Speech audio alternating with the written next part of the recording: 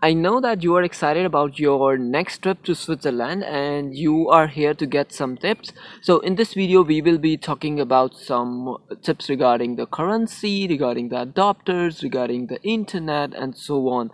And don't forget to check out the pro tip at the end of the video. So let's dive right in.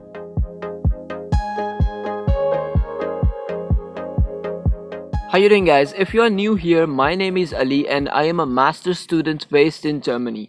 So let's start with the tip number one. So the tip number one is that if you are staying in a European country, you must be using the euros as your currency, and you can go to another country and you can use these euros over there. But if you are going to Switzerland, which is not included in EU, so that's why you have to use a different currency over there, and that's known as Swiss francs.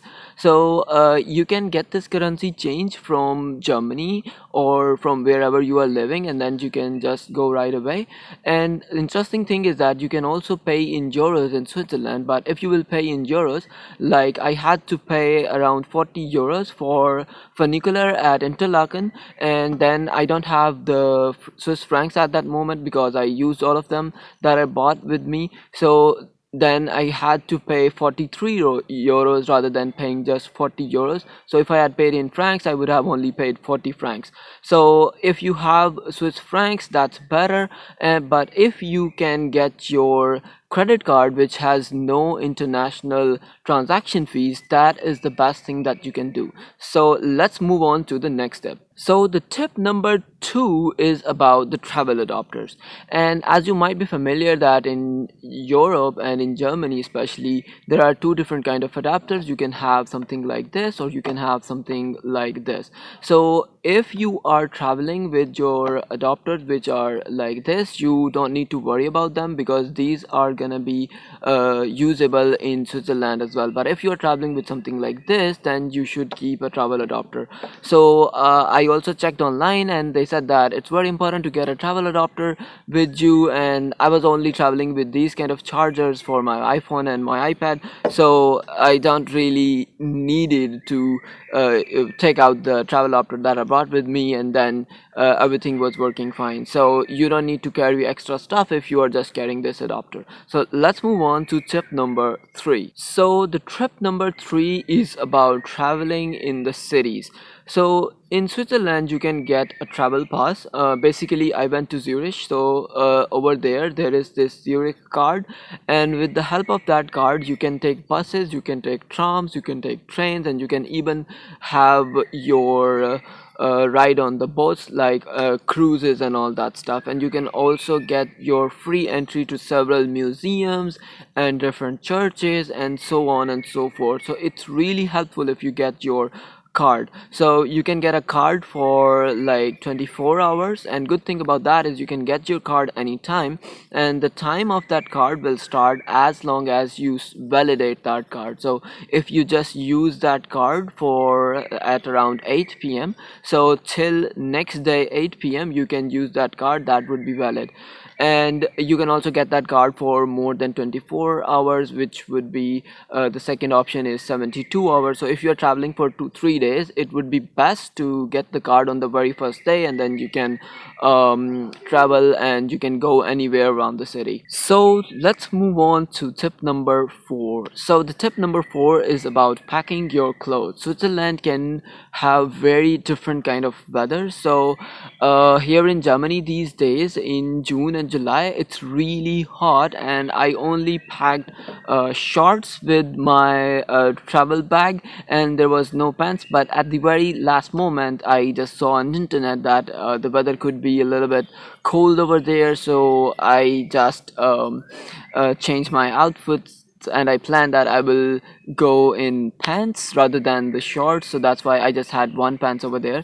So when I went to Interlaken, I was planning to go in shorts, but it was really cold at Interlaken as compared to the city. So I was happy that I have grabbed my pants rather than the shorts. Also, it would have been nicer if I had the jacket, but I have a very high threshold of bearing cold, so it was okay for me. But people who feel really cold, they should get really prepared prepared for cold weather in the mountains and all that stuff.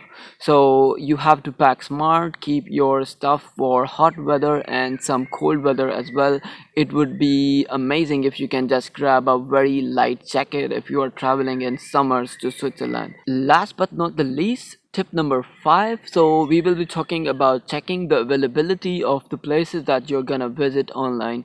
So I planned my trip in 2 ways. So on the first day I had this 1 day trip booked, and on the second day I was planning to go to different places on my own, but I haven't been able to check the online availability because I planned this at the very last moment and I booked the tickets and everything just 1 day ago. So it would be better for you if you can check the online availability of different museums or different churches that you want to visit, because I wanted to go to that chocolate museum and I wanted to go to that watch museum over there, and I planned on Friday that I will go with the trip, and on Saturday I will visit all these places because I was just assuming that these places are gonna be open, but the watch museum was closed and the chocolate museum was also closed, so that was a little bit of bummer for me on Saturday. But for you, you can check the availability online. You can even call them, send them a text message. They reply really quickly so that you can plan your trip accordingly. And like I would have simply swapped my visiting to the museums and the churches and all that, which were going to be open on Fridays, and then I would have planned my 1 day trip on Saturday. But yeah, but still you can take ferry rides and cruises, so it was really nice over there. Okay, so now I know that all of you are waiting for the pro tip, and the pro tip is about the internet. And the thing is that if you are living in EU or in Germany, you cannot use your regular package over there in Switzerland, so you will have to pay extra and you will have to pay for the roaming services. And the good thing is that I searched a little bit and I asked my friends over there who are living in Switzerland that once you reach there, you can get like a SIM and you can get a really nice internet package for over 10 francs, which would go for a whole month, and then you can use your internet. And some of my friends who went from Germany to Switzerland and they started using their roaming data and they had to pay a lot of money for this. But this is not the pro tip. The pro tip is that if you're going to Switzerland, it's really nice over there and it won't be so good if you are looking on your phone all the time. So I was a little bit worried before going to Switzerland about the internet, that how I would be able to travel, checking the buses and all that stuff.